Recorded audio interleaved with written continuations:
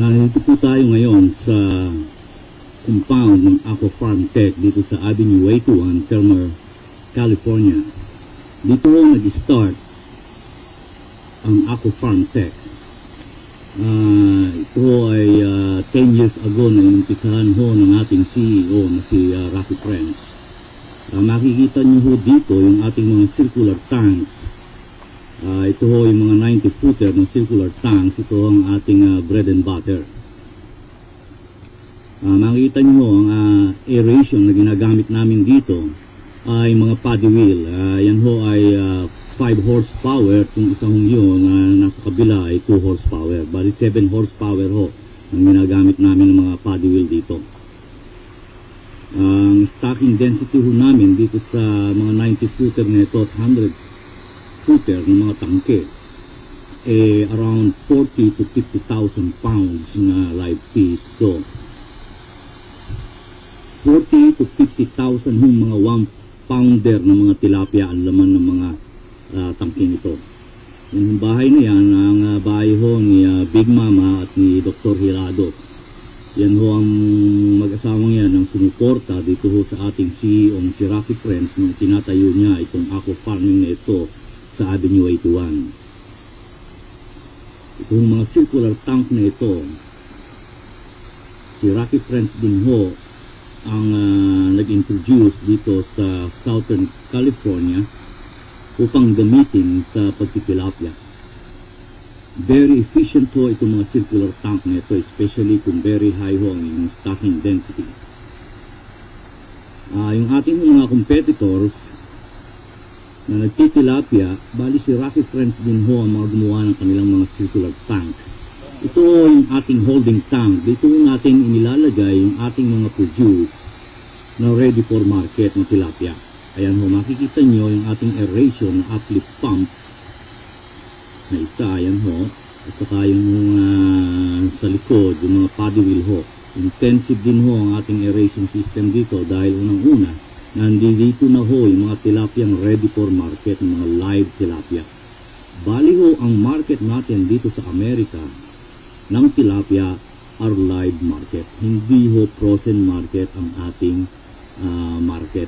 Mga buhay hong tilapia ang ating binebenta. At yung makikita, kami ho ang supplier na dito sa Southern California and Northern California. Bali ho ang produce natin mga live tilapia ay nakakarating ho sa San Diego, Los Angeles, Sacramento, San Jose hanggang San Francisco po. Doon nyo makikita yung ating mga produkto. Kung kayo ho ay pumupunta sa mga store at makikita nyo sa aquarium yung mga tilapia o kaya sa restaurant, may makikita kayong tilapia nakalagay sa aquarium, yun ho ay ating mga produce. Bali, we're the only one who can really supply the live market ho. Local ho ang supply ng live market. So, binibenta ho natin kung ating produce na tilapia not less than $2 a pound dahil ho, very expensive ho ang pagtitilapia dito sa Amerika. Ayan ho, makikita nyo yung ating mga feed bin, lalaki ho, bali 5 tons ho ang mga laman yan. Yan ho ang sikreto ng ating tilapia, kaya masarap po ang ating tilapia, yung waste management at saka ang pinapakain ho natin dyan, yung mga feeds. Hindi ho algae ang kinakain mostly ng ating tilapia, kaya ho walang offbeat na lasa yung ating mga tilapia, masarap po. Ito ho yung aming mga 60-footer na mga tangke. Ito ho namin inilalagay yung mga fingerlings na galing sa 30-footer. Ayan ho, yan ho yung mga 60-footer natin. Ito ho, piniprepare ho namin ito. 60-footer na ito na tangke. Diyan ho namin ilalagay yung fingerlings na galing dito sa mga 30-footer. Yan ho yung ating mga 30-footer na mga tangke. Bali ang ginagamit na aeration ho namin dito is air pump. Makikita nyo ho itong mga 30-footer na ito na mga tangke. Meron ho mga takip na mga net at chicken wire to prevent the birds in eating our fingerlings, especially mga pelicans ho, napakarami ho dito. At saka ho yung mga night bird, pag pipiestahan ho itong ating fingerlings, kung hindi ho natin tatakpan ito ng net at mga chicken wire. Ayan ho, makikita nyo yung ating mga fingerlings. Medyo malabo lang ho, hindi natin maanino ng maigi. Diyan ho namin inilalagay yung aming from hatchery, fry. Doon ho namin hinahatch yung mga iklog sa hatchery. And then, after that, we put it here sa 30-footer ho. Bali ho, ang aming produce, number 1 right now is tilapia. Pero ang ako farming tech from 40 acres na farm na tilapia ay diversified na po sa produkto dahil meron na ho tayong catfish farm located ho ito sa 66, Avenue 66. Ito ho ay 80 acres na catfish farm. So ang produce ho natin from tilapia, catfish at ngayon ho we will try to raise shrimp dito sa Southern California. Magiging pioneer na naman po yung ating si Rocky Friends sa pag-raise ng shrimp for live market dito sa Southern California. Yung mga oval tank yan, yung mga naunang mga tangking ginawa ho ng ating CEO nung sila ho ay nag-uumpisa dito sa Avenue 81. Ano ho? At ito yung mga circular tank na ito rin ho, yung mga naunang circular tank na itinayo niya dito sa Avenue 81, ito ho ay mga 60-footer. Nung sila nag-uumpisa nila, Big Mama at Dr. Hilado.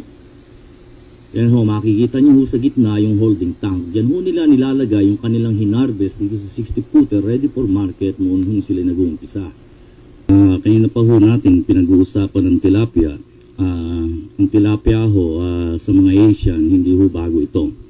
Bali, introduce ho sa atin ito noong mga 1950s ho, itong tilapia. At Mozambique ang species ho na inintroduce ho sa atin. Ang late 50s ho na dinala ito sa Asia. Bali, ang tilapia ho belongs to the cichlid family ho. Ayan ho, makikita nyo yung relatives ng tilapia. Ayan ho. Ang mukha ho ng tilapia yan. Ayan, another cichlid na isda that belongs to the cichlid family na where tilapia belongs. Mga isda mga mouth brooder ho ito. Bali ho sila pagka ho, ayan ho makikita at dun very protective ho itong mother tilapia, kaya ho sila mabilis dumami. Ayan ho yung isang klase ng tilapia dun sa Africa. Nakikita nyo ho. Bali ang tilapia ho, upon maturity, mga 5 to 6 months, nagbe-breed na po yan at nilalagay nila sa bunganga nila yung mga iklog. Actually, yung mga Egyptians ho, ang mga unang nag-breed ng tilapia. Bali ho si Cleopatra, ang kinain ho niya tilapia. Pati ho si Julius Caesar, si Mark Antony, nakakain ho ng tilapia. Dahil ho ang tilapia, ito ay native ng Africa at Middle East. Doon ho sa Israel, tawag ho nila dito Saint Peter Fish dahil ito pa yung mga hinuli ng mga apostles at ito pa yung mga pinakain nila sa mga ni Jesus Christ, sa mga tao. Nakalagay ho yan sa Biblia. Yan ho, mga 5 to 6 months lang ho yung tilapia nga, nagbe-breed na. Yan ho yung tilapia na napakalaki. So, ayan ho, makikita niyo yung tilapia nga, napakalaki ho niyan. Saan ho ba yan makikita? Yung tilapia yan. Saan kaya galing yung tilapia yan? Laki naman ito. Iyan ho, ang baby ng ating CEO'ng si Rocky Friends. Dito ho niyo makikita yan sa Avenue 81. Pinapakita ho yung pakita mo, rootstock natin. Ayan ho. Kung may yung itlog ho ng tilapia dun sa bunganga. Yan ho si Tatay Kare. So nag-observe ho dito sa ating fish farm dahil sa Pilipinas sabi ho sa kanya ay mag-seminar, kaya old timer ho ito, American citizen ho yan. Sabi niya, ba't ako magse-seminar? Puntahan ko na lang yung aking kaibigan na si Rocky Friends at doon na lang mag-seminar. Kaya ho, nandiyan siya at inobserbahan niya yung ating pagtitilapia dito sa Amerika. Bale yan ho, si Rolly, pinapakita na naman yung ayan, yung female tilapia. Nakikita niyo ho yung iklog na nasa bunganga at nilalagay ho nila dun sa balde. Bale ho, kinukolekta nila yung mga iklog sa bunganga ho ng tilapia.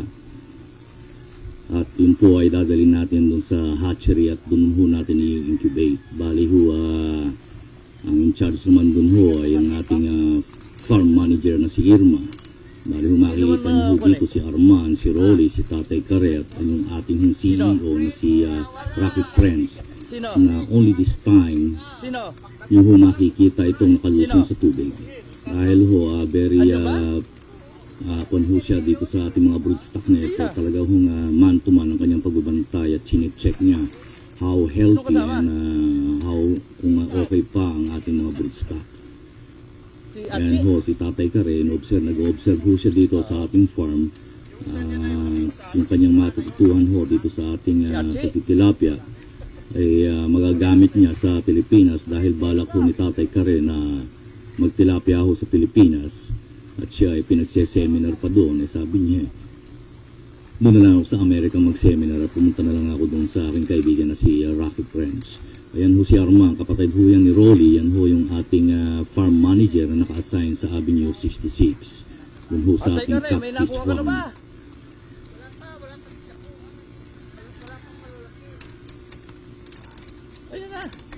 Bali ang this is the 6th time na kanilang pag-spawning ng tilapia ho. Bali ang ginagamit nating spawning tank natin dito is dirt pond. Bali ho yung mga tilapia, gumagawa ho, yung male tilapia, gumagawa ho ng nest. At dun ho nilalagay ng female tilapia. Yung kanyang itlog at ipe-fertilize naman ho ng male. Kanya bitawan ito sa kanyang bunganga. See to it na ito ho ay magsusurvive. Yan ho ang sikreto ng tilapia kung bakit sila mabilis dumami. So wala na ang itlog? Wala na, puro na ito. Okay. So, ito ng last batch.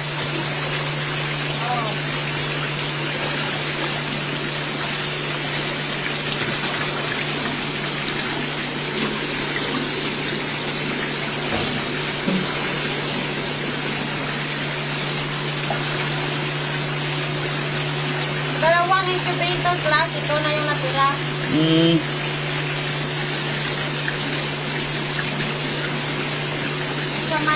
Sa top na may oxygen na. Oh, okay. Lahat? Oo.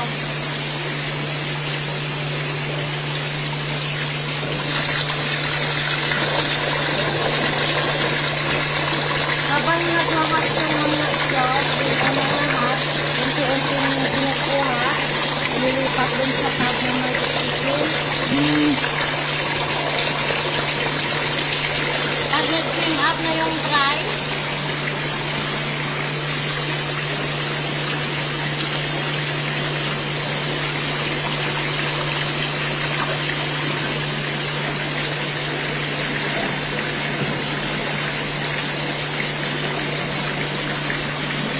Okay, ito na sila.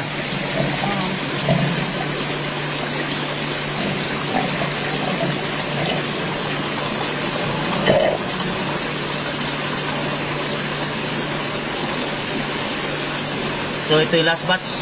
Oo.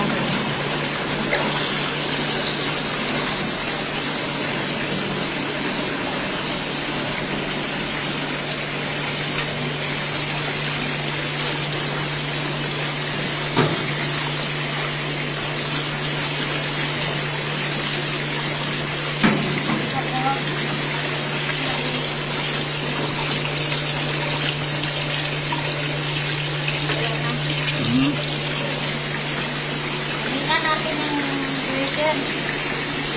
Kahit i-grade mo pa rin? Ha? I-grade mo pa rin siya? Oo. Wala yung malaki sa maliit. Okay. Kasi yung malaki na yan, Oh, doon. So, ihiwalay mo yung malaki sa maliit. Tutulisin. Okay.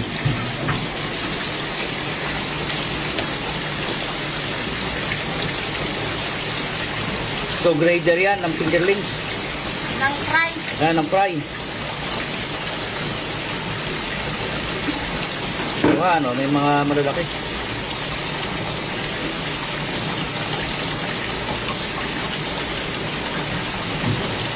Yan.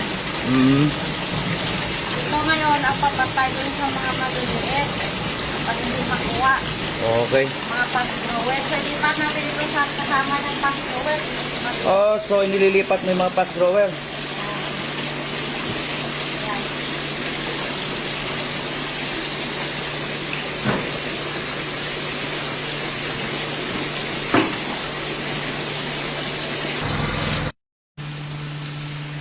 So after a month.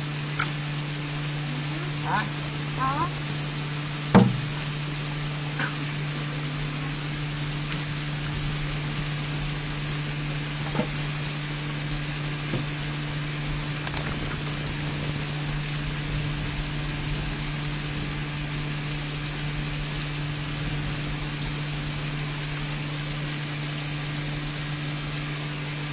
So anong ginagawa mo?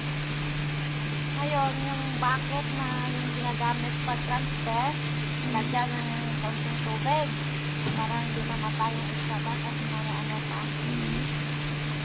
Marami sila. So, tapos, kinukuha yung weight ng tubig at sa kabalde, sinisiro yan.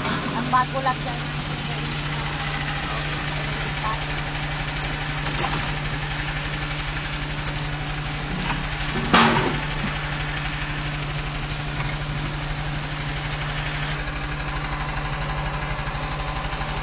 Termo.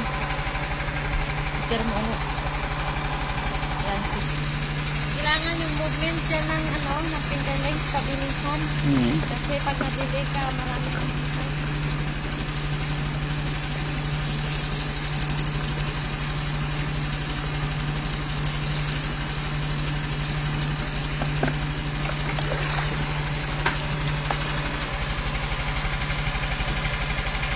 okay, 11 tons.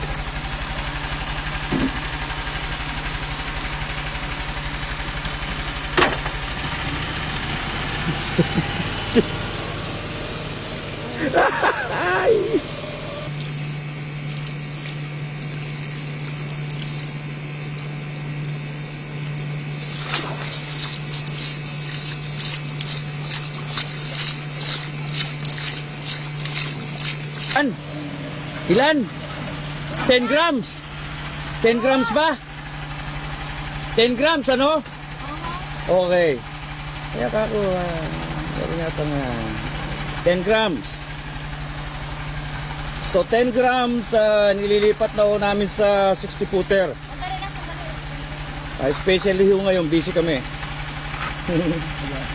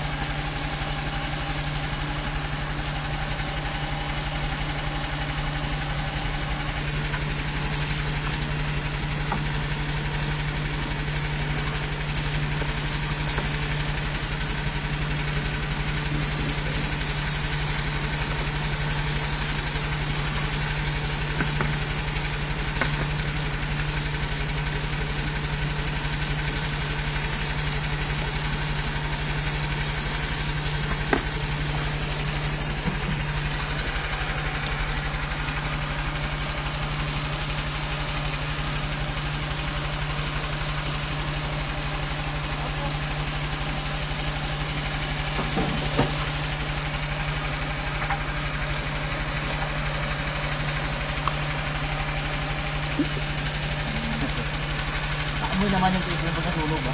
Oo.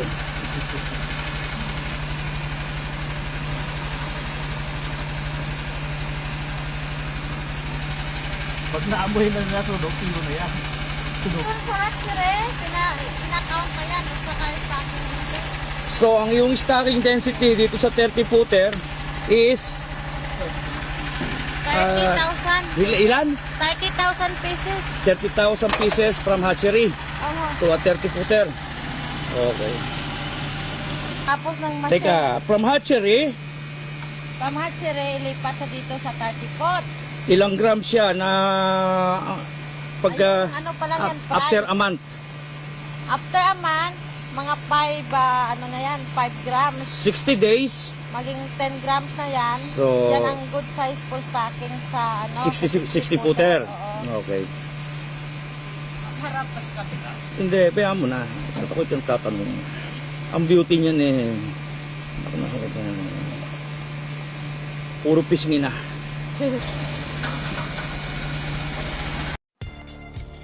Food and energy, the most important commodities in the future.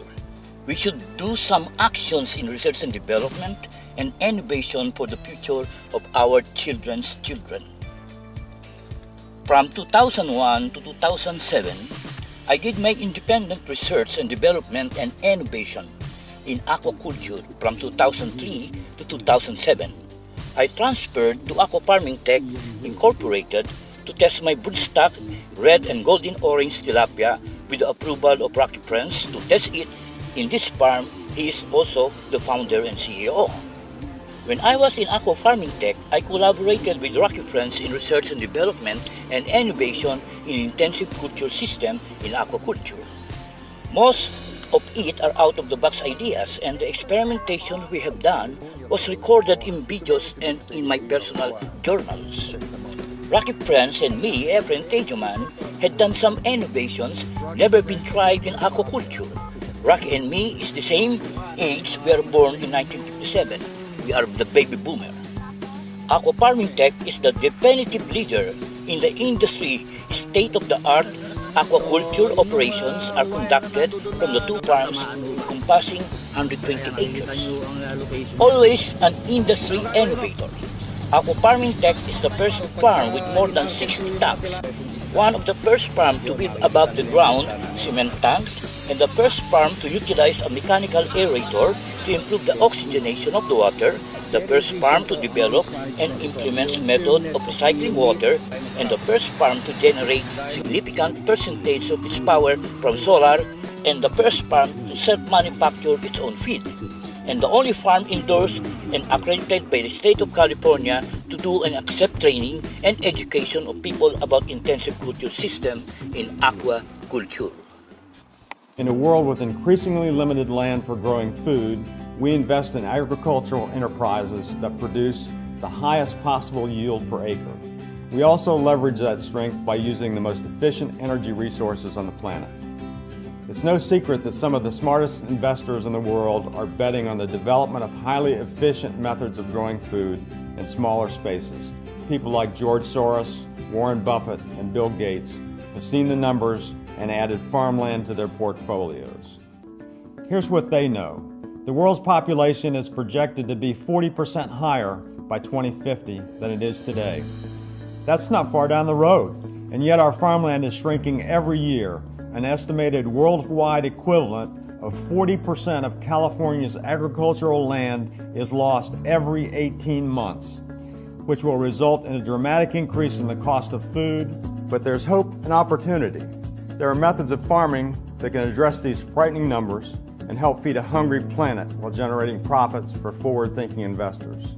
In short, a chance to do well by doing good. In this respect, New Global Energy Business Unit, Aqua Farming Tech, has been at the forefront of developing and implementing the most advanced sustainable methods of producing premium seafood since 1993. Its operations are located just east of Palm Springs, in the heart of the Coachella Valley in California. When Aqua Farming Tech started, global aquaculture accounted for less than 10% of seafood consumption. Now it's about 40%. The United States imports about 86% of its seafood, only half of which is wild caught. In fact, what looks like a brilliant idea now had its critics 20 years ago, as our aqua farming manager, industry legend Rocky French explains. When we started, everybody was thinking that we were crazy because we're trying to build fish farm in the desert. It turned out this is the very best place to start fish farming. But as ideal as the Coachella Valley is for growing tilapia, this type of farming also has its pitfalls. In California and elsewhere, other fish farms have shut down as a result of three persistent issues. We're fortunate that Rocky and the rest of our technical team have met these challenges. High density type of fish farming, you're faced with like three major problems. Electricity, feed, and water. In our case, we're able to mitigate our problem by putting a solar array. We save about, we save about 80 to 90% of our electric bill already. The second issue was water use. And of course, in the farm, we're doing recirculation. We pump the water, it goes into our reservoir, gets cleaned up by the water vegetation. One of the major costs of fish production is feed. We figured that if we could build our own feed mill, design our own feed, and have better control on what type of ingredients that we could put in the feed, this would be a major contribution to the production of good quality, sustainable type of fish. In addition to producing our own feed, Aquafarming Tech has developed a proprietary fish feeding methodology that is projected to save up to 70% of the overall feed cost. The program involves feeding our fish green algae for the first 4 months in the grow-out ponds. In their natural environment, tilapia, which are vegetarian, feed on nutrient-rich algae and other aquatic plants. This sustainable technique dramatically lowers the feed cost, and the oxygen-producing action of the algae reduces electricity costs by diminishing the need to run mechanical paddle wheels to aerate the water during the day when the electricity rates are at their highest. By successfully solving critical cost issues that confront fish farming in this area, we lead the industry in tilapia farming, and we are in a position to acquire or lease other California fish farms as they have closed. Because Aquafarming Tech has perfected high-density aquafarming, our yields are much higher per acre than traditional fish farming. Most farms yield about 1,200 to 1,500 fish per acre, while we average 30 to 35,000 fish per acre.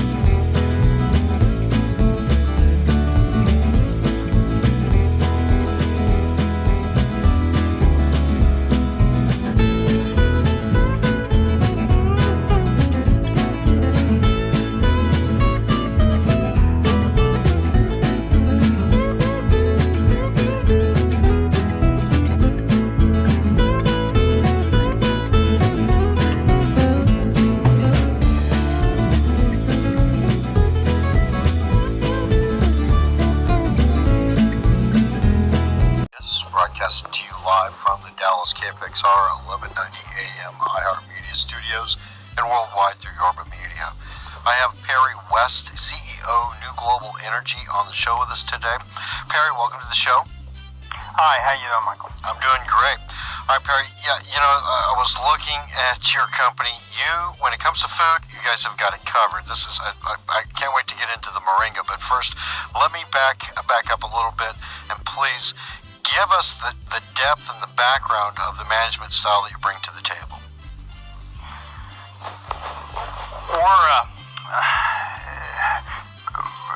My background is primarily technology development in small public companies over the last 30 years, essentially, and we've brought that and those ideas to New Global Energy, which is basically a renewable and sustainable agriculture and aquaculture company driven by technology. And so that's been our focus, and we're trying to drive the company to focus on the acquisition of and operation of high growth assets in this industry.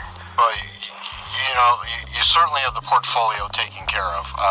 But let's get into you for a second here, because you're an attorney, you're a practicing attorney, and you have had some milestones, some success in your history. Bring some of that out before we get into New Global Energy. Their bio, what they're into, and we've got plenty of time to walk through the different parts of the portfolio that you bring out.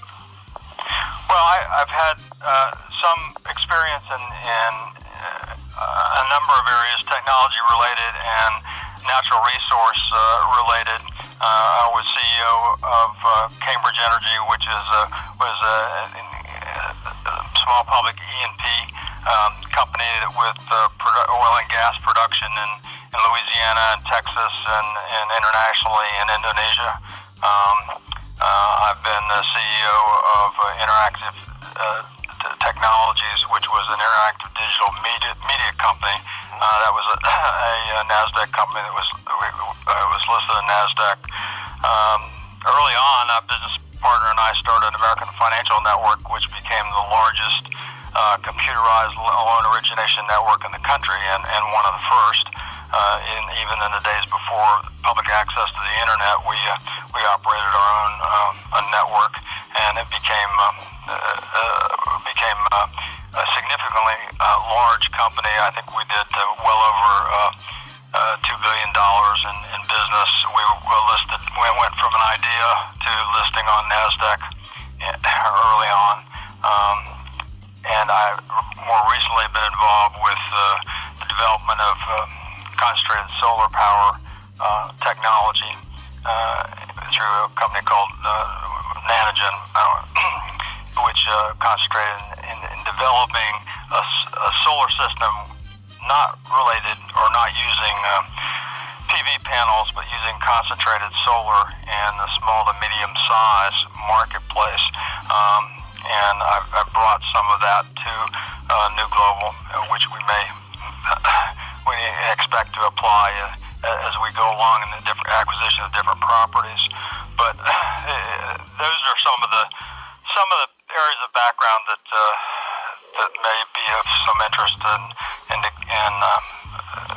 certainly relate to what we're doing here. Well, I can tell that you're a very modest person, but those are definitely some real strong attributes that you bring to the table: is continued success and being ahead of the curve. I wanted to bring that out for just a moment, but what led you to get into, because those are different fields, maybe the oil and gas is a natural resource, but now you're talking about farmland, aquaculture, shrimp, and then also this moringa plant or tree. I guess it's actually a tree.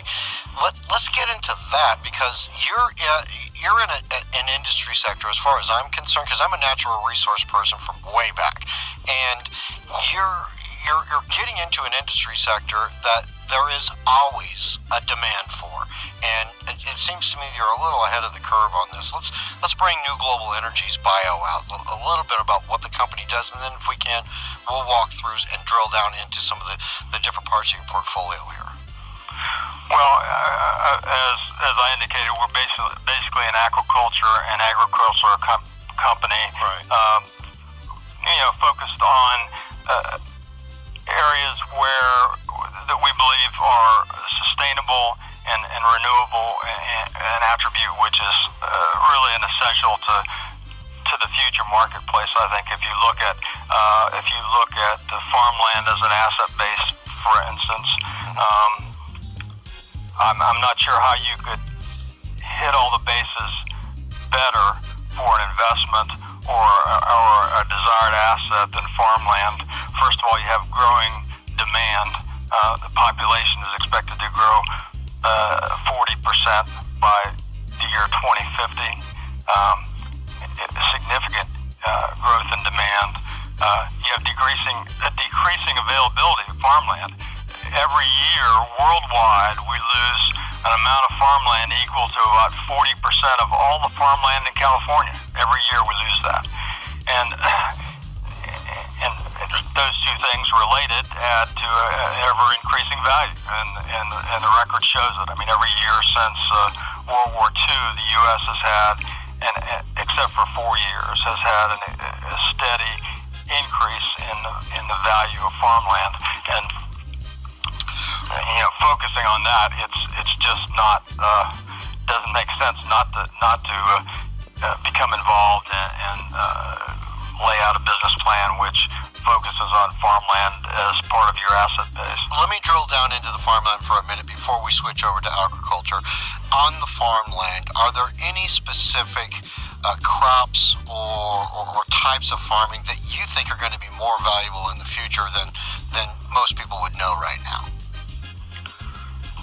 Well, obviously by the areas that we focused in, we believe that agriculture, which we'll talk about in a second, is an area, and some things we'll talk about, you'll see why it actually becomes obvious why that's a focus.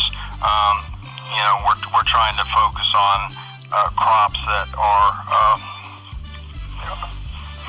make the most efficient use of farmland and crops which we can make a difference in applying technology, where we can reduce costs through the application of things like solar energy and feeding technology and those types of things. So in essence, what you're doing is you're through your farming, you're lowering the energy costs, you're protecting the environment, you're creating food.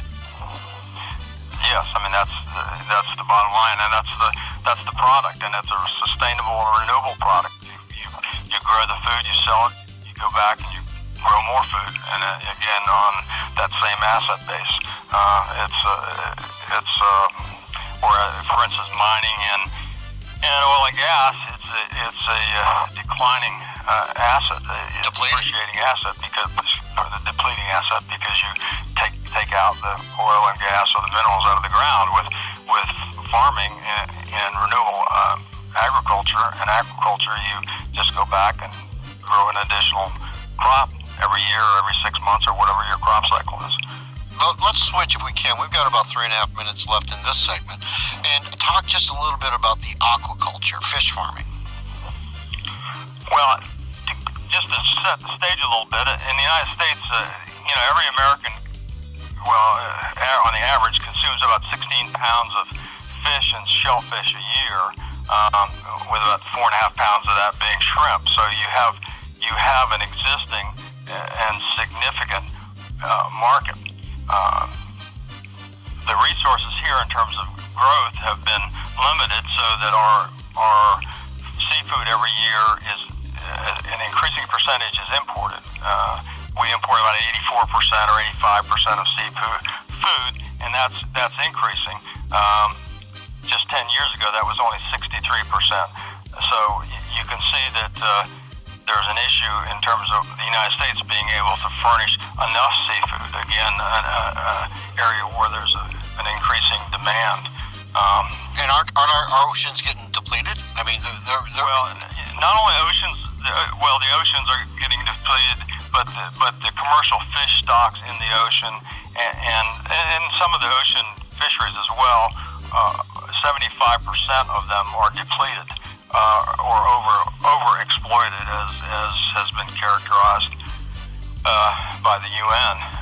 So that availability is becoming more limited as well. So it just drives up the demand curve to the point where it's you almost can't, if you're in this industry, you can't not be in this particular product range. Right.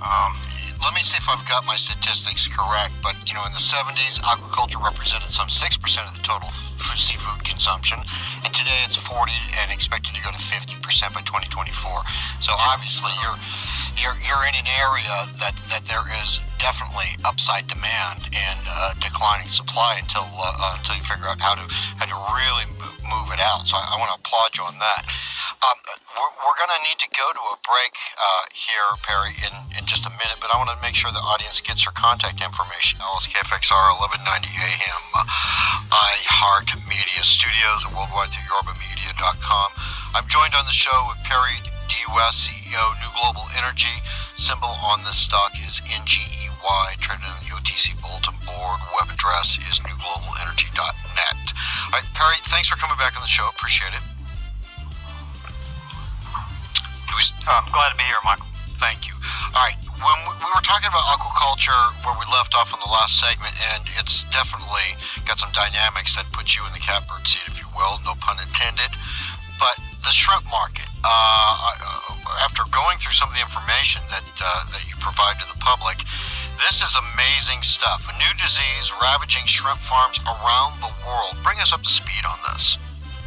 Well, it's a virus that has been just pervasive.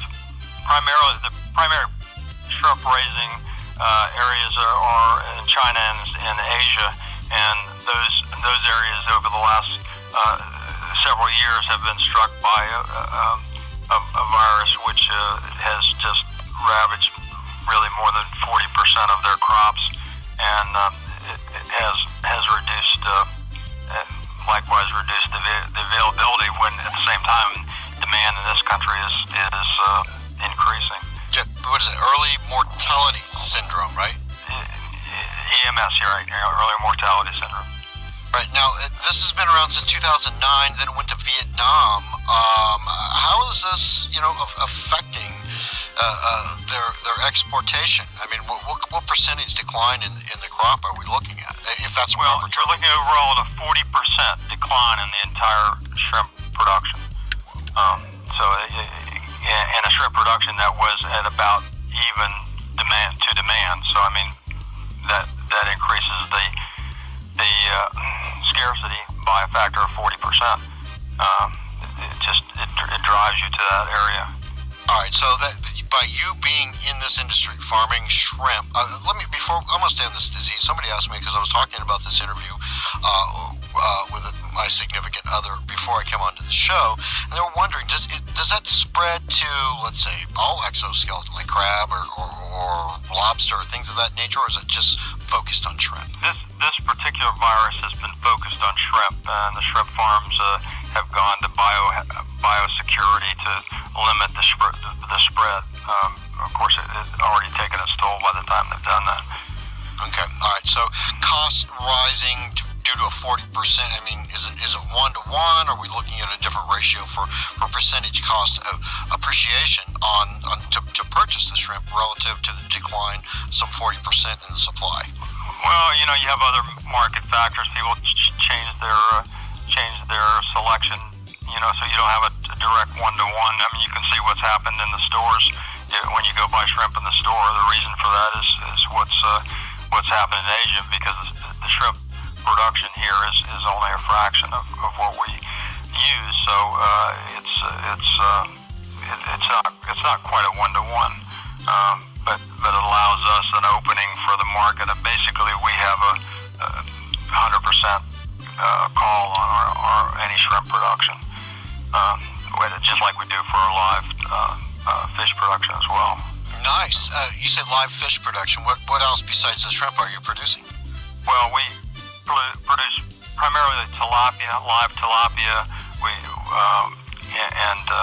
We do produce a couple other fish in smaller numbers, but primarily live tilapia, which serves throughout the Southern California market. One of the features to me, which just calls for focus on this industry and on New Global is this set of numbers, and that we have what we call a feed conversion ratio, which is the amount of food versus what is yielded. For instance, in sheep and cattle, you have an 8-to-1 conversion ratio, 8 pounds of food per 1 pound produced of sheep or cattle, 4-to-1 with pigs, 2-to-1 with poultry, and 1.5-to-1 with fish. So you have 1.5 pounds per pound of feed per pound of fish produced. So you can just see, just by that basic number of food costs, that fish is going to continue to increase and continue to dominate the market. Are you going to keep your operations domestic, or do you have plans for international expansion? We've been, throughout the last couple of years, developing and reviewing operations in Central America, mainly because it's been close to us, and we have some familiarity with operations down there, and some some industry contacts and relationships. Our focus right now, though, is in the Coachella Valley in Southern California. We believe there's other opportunities in the valley, and that will give us some ability to, save on some management and expense by dividing up our marketplace too much. But we have a lot of work to do in the valley in terms of expansion there. So we're focused there, but we're also have done work and looking through at operations in Central America. Now, if I may, let's switch over to the moringa. I was just amazed at the statistics you've got here. First, let me back up. Tell everybody what it is, and then we can get into some of the statistics of how healthy this thing is. Well, moringa is basically a tree, and the products really are all parts of the tree, but it's primarily a seed pod that you harvest and you eat as a bean or seed, or you process it as seed, or you process the leaves, and you either they can be ground and very fine into supplements, just in a gel cap supplement. They can be made into tea or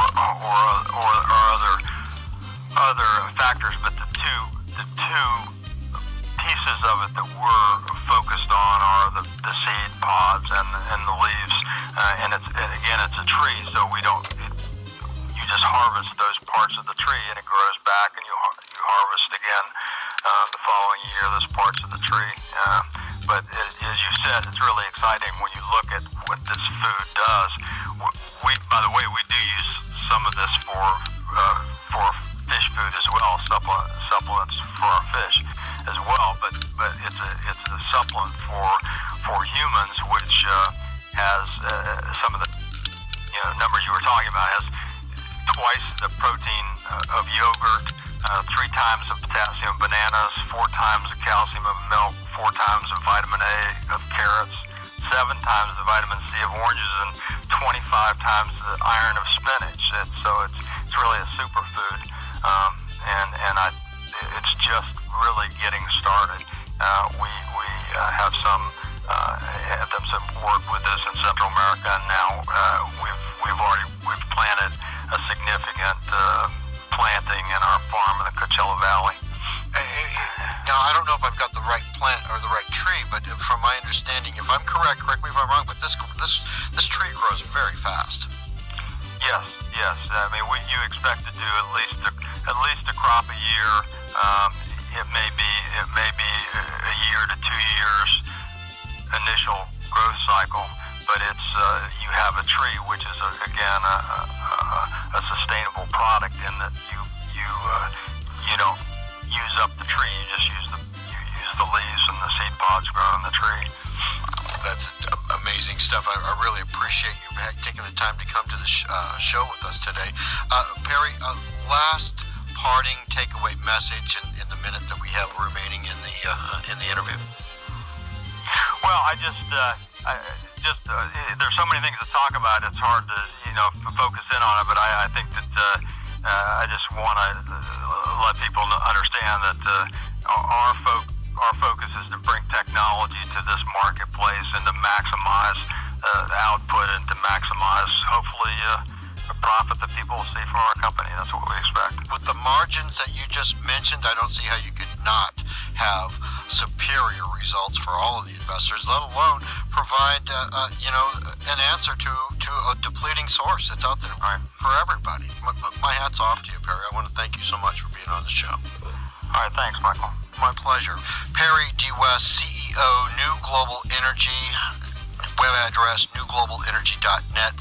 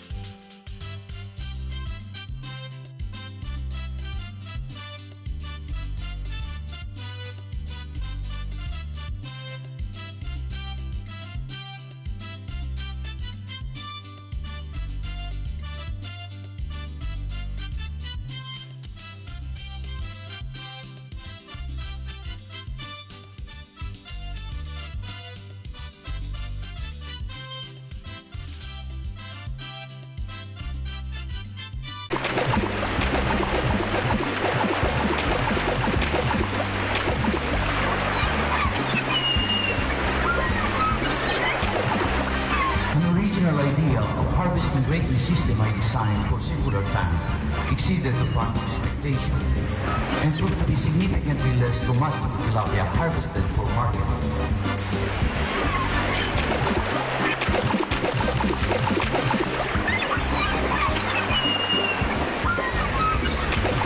By minimizing stress and damage to scales and mucus, you produce a high-quality tilapia, uniform in size, and a consistent product that can demand a competitive price.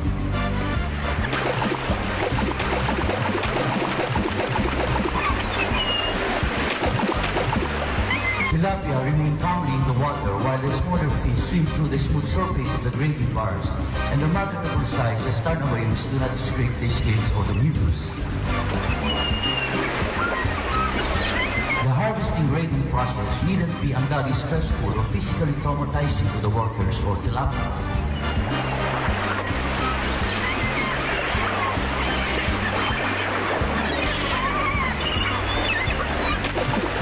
By taking control of the grading process, you deliver more fish because you can sort more tilapia with less time and labor. Do in few hours what took all day to do before.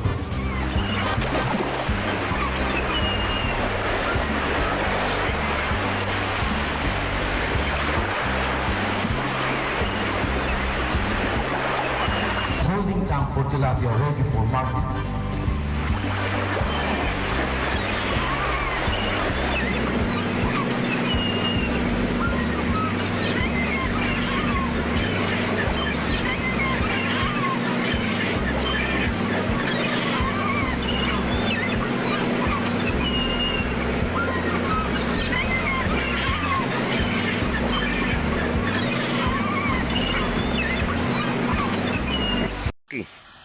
You are a proponent of using moringa as tilapia feeds. Why is that?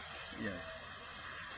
The very reason why I'm so excited about using and seeing the result of 10% as a component of your feed is we notice that our fish are healthier, and there's a big difference in their taste, aftertaste also. I think it's being influenced by the 18 amino acids that's available in the moringa leaf, with the 10 essential amino acids and the rest of the non-essential amino acids. This is a plant, the only plant wherein you're able to see 18 amino acids out of 21 amino acids that you need to formulate a feed. So you don't need to be a rocket scientist to appreciate the nature of this moringa. In mixing moringa in your feeds, say for every 100 kilos of feeds, what would be the percentage of moringa? The maximum trial that we did was about 30%. You don't want it more than 30% because that's really very difficult to achieve. But a 5 to 10% mixture in your feed is more than enough to make a big difference in your feed formulation. Another thing, if you use moringa, you don't need to use all this extra additive like your premix vitamins, because you get it all from the moringa. Very well. So you save a lot of money. Taste-wise, it's better, you say? Very, very completely different. The taste of your fish is cleaner, and then your omega-3 and your omega-6 is being increased also in the muscle content of your tilapia coming from the moringa. Growth-wise? Growth-wise, not a big difference, but health-wise, you can see that you have healthier fish, and then you save more money by using moringa as one of your components. Thank you very much. Rocky French, one of the outstanding tilapia farmers in Southern California, talking about moringa. Thank you. These are the moringa tree, and this moringa, comparing it to the moringa that we plant back in the Philippines, you will see that these are really a tree. You see, they're big. You see that? I cannot even believe that this moringa will have this kind of, you see how this moringa are really.